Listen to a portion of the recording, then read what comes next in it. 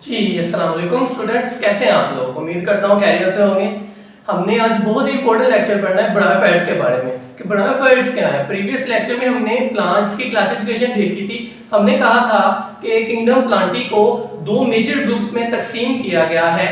एक ग्रुप का नाम जो ब्रायोफाइट्स है, दूसरे ग्रुप का नाम ट्रैकियोफाइट्स है। तो हमने ब्रायोफाइट्स को कहा था कि ये नॉन वास्कुलर प्लांट्स है, मतलब इसमें जाइलम और फ्लोएम नहीं होता। जाइलम वो पाइपनुमा स्ट्रक्चर्स होते हैं प्लांट्स में जो पानी की तरसील करते हैं, और फ्लोइंग वो पाइपनुमा स्ट्रक्चर्स होते हैं प्लांट में जो खुराक की तरसील करते हैं। इस तरह के स्ट्रक्चर्स हमें ब्रायोफाइट्स में देखने को नहीं मिलते थे। तो आज हमने ब्रायोफाइट्स की कैरेक्टरिस्टिक्स पढ़नी है, खसूसियात पढ़नी है कि भाई ब्रायोफाइट्स कौन कौन से प्लांट्स होते हैं, इनमें क्या खास बात होती है, ये जमीन पर कैसे सरवाइव कर जाते हैं और ये पहचाने कैसे जा सकते हैं, इनकी अडेप्टेशंस क्या है। अडेप्टेशंस का मतलब ये है कि भाई हमने देखा कि पहले प्लांट जमीन पर नहीं थे, पहले अलजी थे। अलजी ही इवॉल्व होकर ब्रायोफाइट्स जब बन गए हैं। जब एक न्यू इन्वायरमेंट में कोई चीज आती है तो वो चीज अपने आप को माहौल के मुताबिक ढालने की कोशिश करती है। तो हमने देखना है कि भाई ब्रायोफाइट्स ने कौन कौन सी अडेप्टेशंस इख्तियार कर ली कि वो सरवाइव कर सके जमीन पर। तो चलिए आइए हम देखते हैं कि ब्रायोफाइट्स की कैरेक्टरिस्टिक्स क्या है। ब्रायोफाइट्स जो कि नॉन वास्कुलर प्लांट्स हैं, हमने पहले भी कहा कि no vascular tissues, no vascular tissue. Bryophytes में वास्कुलर टिश्यूज नहीं होते, जाइलम और फ्लोएम नहीं होते। इसी तरह ब्रायोफाइट्स में रूट्स नहीं होती, ठीक है। रूट्स के अल्टरनेटिव स्ट्रक्चर जो कि राइजोइड्स हैं। यहां पे हम देखते हैं बिलफर्स, ये एक ब्रायोफाइट्स प्लांट है। तो यहां पे रूट्स नहीं होंगे, रूट्स के अल्टरनेटिव स्ट्रक्चर्स राइजोइड्स होंगे, इनको हम राइजोइड्स कहेंगे। ये बात आपने याद रखनी है कि ब्रायोफाइट्स में रूट्स, लीव्स नुमा स्ट्रक्चर नहीं होते। ब्रायोफाइट्स में राइजोइड्स होती हैं जो कि बाल नुमा हेयर लाइक स्ट्रक्चर्स होते हैं। तो सबसे पहले हम देखना है कि these are the first land plants. Bryophytes की कैरेक्टरिस्टिक्स में देखें तो these are the first land plants, मतलब ब्रायोफाइट्स से पहले लैंड प्लांट्स नहीं थे। ब्रायोफाइट्स से पहले क्या थे? अलजी थे।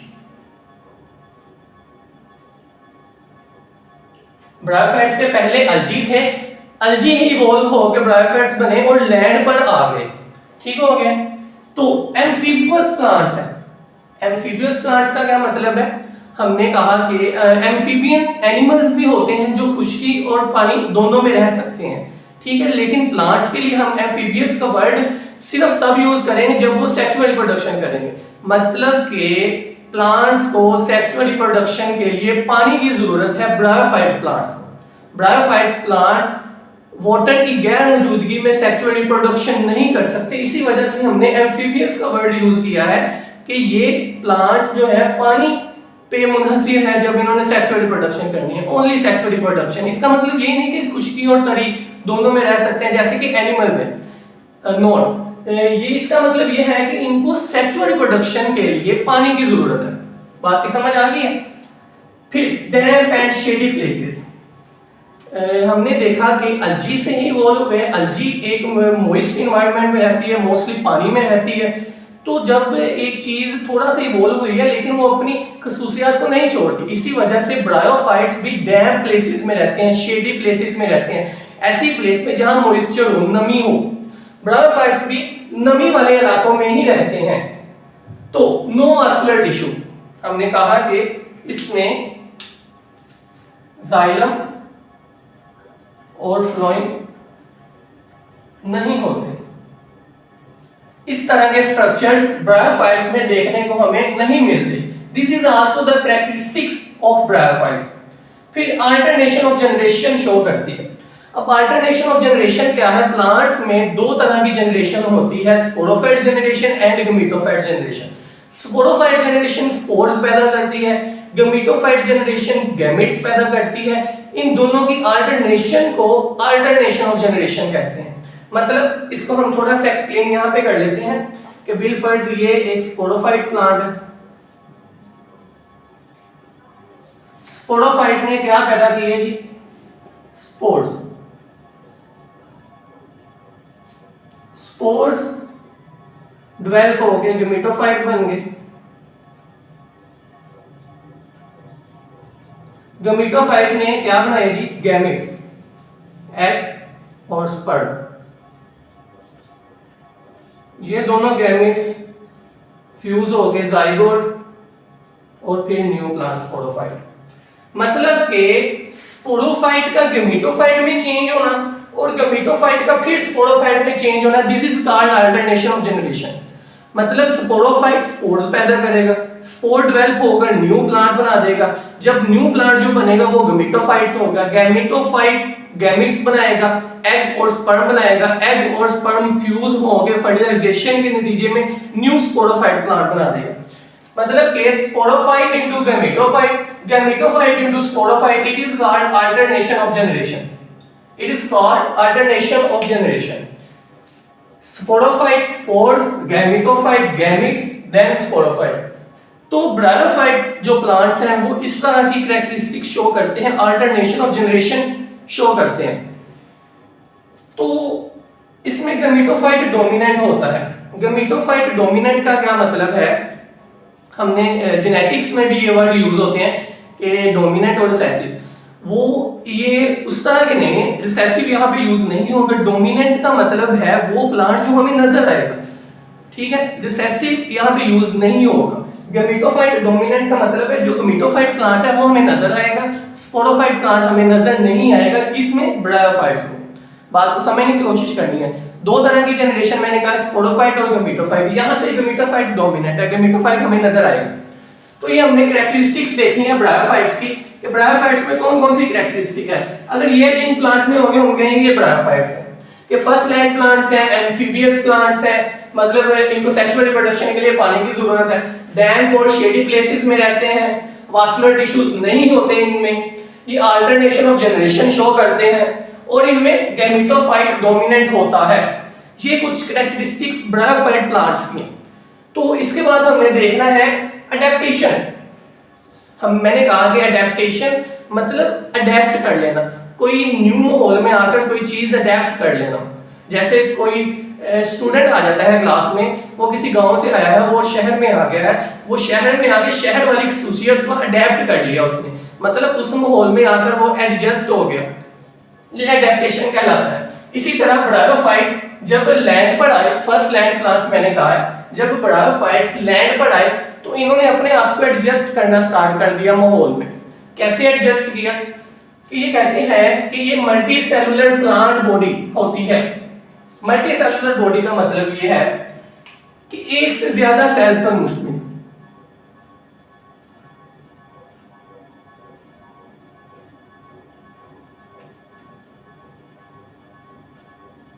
मल्टी सेलुलर मीन एक से ज्यादा सेल्स पर मुश्तमिल। एक से ज्यादा सेल्स पर जब मुश्तमिल हो गए तो ये इनके लिए एक प्लस पॉइंट था लैंड पर रहने के लिए। तो जब एक से ज्यादा सेल्स पर मुश्तमिल है तो यहां पर ये पानी को कंजर्व कर सकते हैं। मैंने यहाँ पे लफ्ज लिखा है कंजर्वेशन ऑफ वाटर, यहां पे पानी को ये कंजर्व कर लेते हैं और इनके ऊपर एक क्यूटिन की लेयर होती है। Cutin is a protective layer. In plants की एपिडर्मिस के ऊपर एक क्यूटिकल लेयर होती है जो पानी को वेपोरेट नहीं होने देती। बात की समझ आ गई? अगर कोई पूछे कि ब्रायोफाइट्स अपने पानी को, वाटर को कंजर्व कैसे करते हैं, because of multicellular plant body, and then the second point is having a cuticle layer. इनमें क्यूटिकल लेयर होती है और इनमें मल्टीसेलुलर प्लांट बॉडी होती है। अच्छा, इस वजह से ये लैंड पर रहना स्टार्ट हो गए क्योंकि पानी को भी कंजर्व करना स्टार्ट हो गए और इनकी मल्टीसेलुलर बॉडी थी। फिर एब्जॉर्प्शन इसने करनी है कार्बन डाइऑक्साइड की और वाटर की। जाहिर बात है यहां पर पोर्स होते हैं, यहां पर पोर्स होते हैं, हवा से कार्बन डाइऑक्साइड यहां से गुजर जाती है और इन सेल्स में आ जाती है। बात की समझ आ गई है? और यहां से जब ऑक्सीजन बनेगी वो रिलीज हो जाएगी। ये सेल्स क्योंकि पानी में होते हैं, इनके अंदर पानी कंजर्व होता है, कार्बन डाइऑक्साइड निकल नहीं सकती, वो अपने आप को एडजस्ट कर लेती है। एब्जॉर्प्शन ये करते हैं कार्बन डाइऑक्साइड की, और वाटर की। कार्बन डाइऑक्साइड पोर्स की मौजूदगी से, पोर्स की वजह से प्लांट के अंदर आ जाती है, लीफ के अंदर आ जाती है, अपर एपिडर्मिस को क्रॉस करके आ जाती है। क्यों? क्योंकि पोर्स की वजह से। इनमें हम पोर्स, स्टोमेटा टाइप स्ट्रक्चर्स का जिक्र करेंगे कि जिसकी वजह से कार्बन डाइऑक्साइड अंदर आ जाती है और ऑक्सीजन उसी पोर्स की वजह से बाहर चले जाती है और गैसियस एक्सचेंज हो जाता है। तो मैंने कहा जी कि इनमें मल्टीसेलुलर प्लांट बॉडी होती है, वाटर को ये कंजर्व कर लेते हैं, ये इनकी एक एडेप्टेशन है, और एब्जॉर्प्शन भी कर लेते हैं। फिर हेटेरोगेमी, हमने हेटेरोगेमी का लफ्ज एलजी में यूज नहीं किया, ठीक है। हेटेरोगेमी का मतलब है कि ये दो तरह की गैमीट्स बनाते हैं, एग और स्पर्म, एग और स्पर्म बनाते हैं। हेटेरोगेमी hetero mean different, गैमी mean gametes. तो ये दो तरह की गैमेट्स बना देता है, एग्स और स्पर्म्स। तो ये कैरेक्टरिस्टिक ब्रायोफाइट्स ने अडेप्ट कर ली, ये अलजी में नहीं थी, ठीक है। एम्ब्रियो फॉर्मेशन, जब फर्टिलाइजेशन होती है, फर्टिलाइजेशन हमें पता है कि fusion of male and female gametes is called fertilization. जब फर्टिलाइजेशन होगी तो एम्ब्रियो बन जाएगा। ये एक ब्रायोफाइट्स के एडेप्टेशन है, जो कि हम अलजी में एम्ब्रियो नाम का कोई स्ट्रक्चर नजर नहीं आता, तो ये ब्रायोफाइट्स में हमें नजर आता है। हेटेरोगेमी होगी, एम्ब्रियो फॉर्मेशन होगी, अल्टरनेशन ऑफ जनरेशन शो करते हैं। ये भी जब वो अल्टरनेशन ऑफ जनरेशन करने लग जाए तो ये प्लस पॉइंट था उनको लैंड पर रहने के लिए। तो अल्टरनेशन ऑफ जनरेशन मैंने बताया कि sporophyte into gametophyte, gametophyte, sporophyte जो होता है ना वो डिप्लॉइड होता है, 2n, ठीक है। स्पोर्स जो होते हैं ये हैप्लॉइड होते हैं, ठीक हो गया। स्पोरोफाइट जब स्पोर्स बनाता है, इसका मतलब है क्या हुआ है कि मियोसिस हुई है, जो है डिप्लॉइड इनटू हैप्लॉइड कैसे हुआ है? मियोसिस की वजह से, ठीक है। तो जब ये फ्यूज हो जाएंगे तो फिर डिप्लॉइड ही बन जाएगा। तो ये एडेप्टेशंस थी ब्रायोफाइट्स की लैंड पर रहने के लिए। मतलब आज हमने जो देखा है वो ब्रायोफाइट की कैरेक्टरिस्टिक्स देखा है। अगर आपको ये नोट आ जाता है कि right the characteristics and adaptations of bryophytes, तो आप ये पूरा एक हेडिंग्स बना के लिख सकते हैं कि भाई ये लैंड प्लांट्स थे, एम्फीबियस प्लांट्स थे। Amphibious means they need water for their sexual reproduction, damp and they live on damp and shady places, they don't have xylem and phloem, they show alternation of generation. Gametophyte is dominant in bryophyte plant, and then adaptations, these bryophytes have multicellular plant body, they conserve water, they show absorption of carbon dioxide and water for special pores where carbon dioxide enters and oxygen leaves through these pores.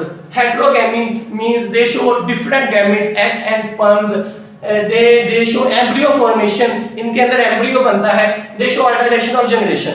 तो ये आपने complete paragraph, दो paragraph आपने paper में लिख दोगे तो आपको कंप्लीट मार्क्स मिलेंगे इंशाल्लाह। तो आपने इस लेक्चर को अच्छे से समझ लेना है। इसके बाद हमने ब्रायोफाइट की जो मोस्ट प्लांट है उसका लाइफ साइकिल देखना है, वो बहुत इंपॉर्टेंट है लॉन्ग क्वेश्चन पेपर के लिहाज से, एग्जाम्स के हवाले से, तो हमने वो देखना है इंशाल्लाह। ये लेक्चर आप एक पिछला लेक्चर क्लासिफिकेशन, एक ब्रायोफाइट की कैरेक्टरिस्टिक्स, अब अगला जो हम लेक्चर पढ़ेंगे वो मोसिस का होगा, मोस का लाइफ साइकिल होगा, वो बहुत इंपॉर्टेंट है। ये आप पढ़ोगे अच्छे से तो फिर आपको वो समझ आएगी। जो भी इस चैनल पर न्यू हो सब्सक्राइब कर दे, लाइक कर दे, शेयर कर दे, ताकि आप मजीद भी इसी तरह के लेक्चर्स के लिए बाखबर रह सकें। बहुत शुक्रिया जी, अल्लाह हाफ़िज़, नेक्स्ट लेक्चर में मिलते हैं।